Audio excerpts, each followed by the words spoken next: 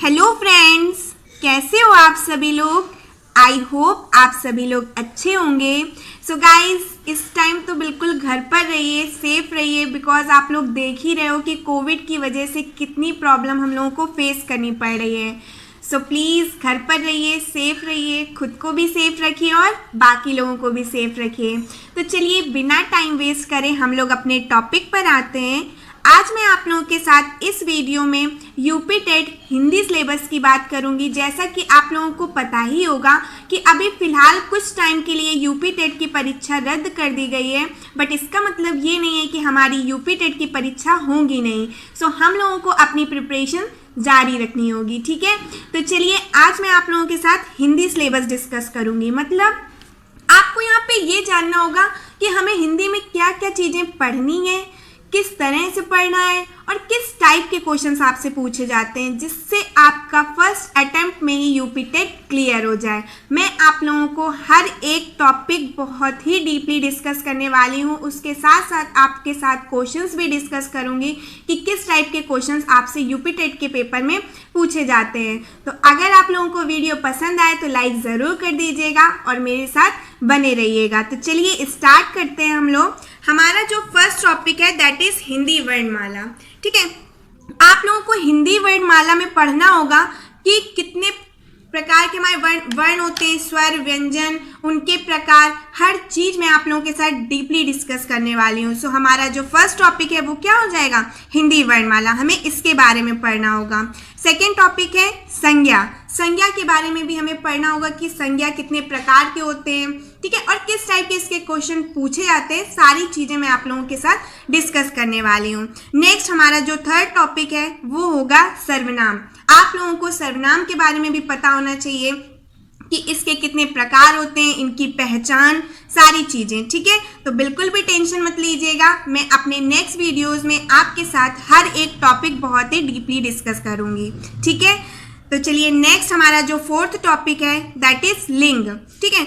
लिंग के बारे में भी जानेंगे हम लोग कि कितने प्रकार के लिंग होते हैं, ठीक है। और मेनली आप लोगों को ये सारी चीज़ें थोड़ी बहुत पता होंगी, लेकिन मैं आप लोगों के साथ कुछ ऐसी ट्रिक्स डिस्कस करूंगी जिससे कि आप लोग with in a few second के अंदर आंसर टिक कर पाओगे, ठीक है।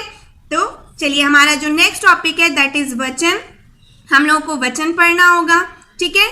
फिर हम लोगों को कारक पढ़ने होंगे कि कारक कितने प्रकार के होते हैं, उनकी क्या पहचान होती है, ठीक है। आई होप आप लोग समझ पा रहे होंगे। नेक्स्ट टॉपिक है हमारा क्रिया। हम लोग को क्रिया के बारे में भी जानकारी होनी चाहिए, कितनी प्रकार की क्रिया होती हैं, ठीक है, ये सारी चीज़ें। नेक्स्ट आता है काल। काल के बारे में भी पढ़ना होगा, कितने प्रकार के काल होते हैं और इनसे रिलेटेड क्वेश्चंस कैसे आते हैं, ठीक है। इतनी बात क्लियर है आप लोगों को। चलिए नेक्स्ट हमारा जो 9th टॉपिक है दैट इज विशेषण। विशेषण के बारे में भी हम लोगों को पढ़ना होगा और सारी चीज़ें मैं आप लोगों को अपने नेक्स्ट वीडियोस में आप लोगों को सारी चीज़ें क्लियर हो जाएंगी, ठीक है।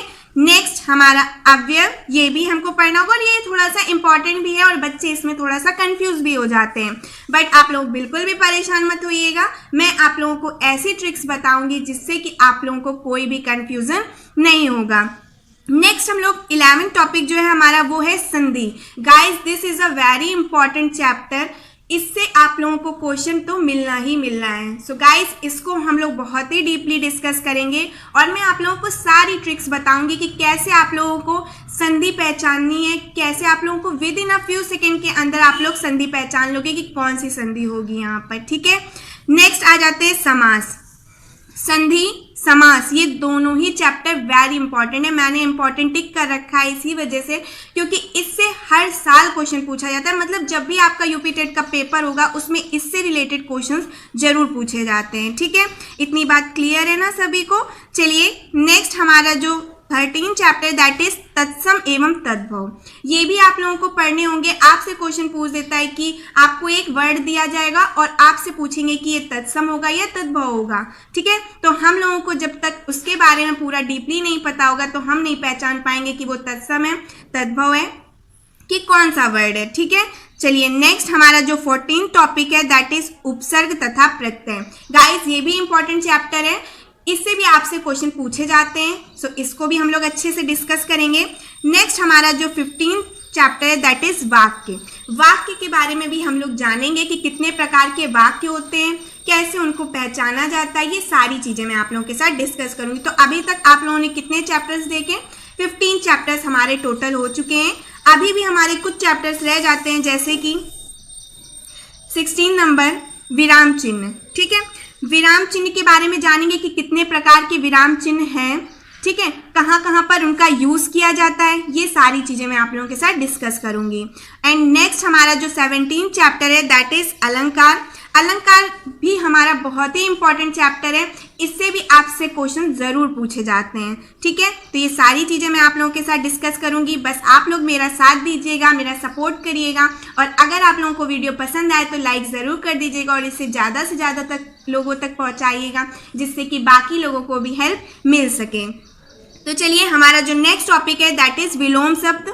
विलोम शब्द पर्यायवाची अनेकार्थी शब्द, अनेक शब्दों के लिए एक शब्द, ये चारों ही चीज़ें हम लोगों को पढ़नी है। सबको पता होगा इन सब के बारे में, बट मैं आप लोगों को कुछ इम्पॉर्टेंट बताऊंगी जिनसे कि आप लोगों के वो क्वेश्चन जरूर फंसेंगे पेपर में। अब इतने सारे विलोम शब्द, इतनी सारी पर्यायवाची हैं, हर एक चीज़ तो हम लोग लर्न नहीं कर सकते, बट मैं आप लोगों को इम्पॉर्टेंट भी बताऊंगी कि आप लोगों को कुछ चीज़ें तो बिल्कुल याद ही रखनी है, क्योंकि इससे क्वेश्चन ज़रूर फंसते हैं। ठीक है, तो इतनी बात क्लियर है सभी को। हमें विलोम शब्द पढ़ना होगा, पर्यायवाची पढ़नी होगी, अनेकार्थी शब्द, अनेक शब्दों के लिए एक शब्द। एंड नेक्स्ट टॉपिक आता है हमारा रस। ठीक है, रस भी इंपॉर्टेंट है गाइज, इससे भी क्वेश्चंस ज़रूर पूछे जाते हैं।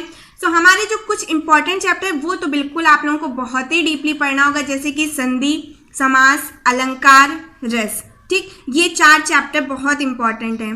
ठीक है, नेक्स्ट आता है हमारे मुहावरे एवं लोकोक्तियाँ।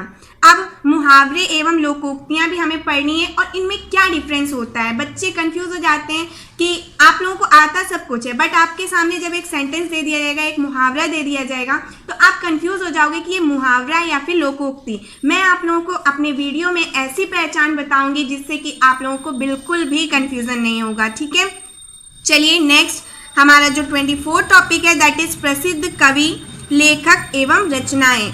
सो गाइस, इसमें मैं आप लोगों के साथ कुछ ऐसी रचनाएं डिस्कस करूंगी, कुछ ऐसे कवि लेखक जो बहुत ही इंपॉर्टेंट है, जिनसे क्वेश्चन जरूर पूछे जाते हैं और उनकी रचनाएं जरूर पूछी जाती हैं। तो मैं आप लोगों के साथ सारी चीज़ें डिस्कस करूंगी, बस आप लोग साथ में बने रहिएगा। ठीक है, तो चलिए नेक्स्ट टॉपिक हमारा क्या है, 25 हिंदी भाषा में पुरस्कार एवं सम्मान। ये भी क्वेश्चंस आपसे ज़रूर पूछे जाते हैं। 1-2 क्वेश्चन आपसे पूछ लिया जाएगा कि ये पुरस्कार किसको मिला था और किस रचना के लिए मिला था। ठीक है, इस टाइप से आपसे क्वेश्चन पूछे जाते हैं। नेक्स्ट हमारा लास्ट टॉपिक है दैट इज अपठित बोध। ठीक है, ये मैं आप लोगों के साथ सबसे लास्ट में डिस्कस करूंगी। आप लोग जानते ही होंगे कि गद्यांश से भी कुछ क्वेश्चंस आते हैं, आपको एक पैराग्राफ दे दिया जाएगा और उससे रिलेटेड आपसे क्वेश्चंस पूछे जाएंगे। तो मैं आप लोगों की प्रैक्टिस इस तरह से करवा दूंगी कि कोई भी आप लोगों को पैराग्राफ दे दिया जाएगा तो आप आराम से सॉल्व कर पाओगे। सो गाइस, अगर आप लोगों को वीडियो थोड़ा सा भी पसंद आया हो तो प्लीज़ लाइक ज़रूर कर दीजिएगा और मेरा चैनल सब्सक्राइब ज़रूर कर लीजिएगा। Thank you guys.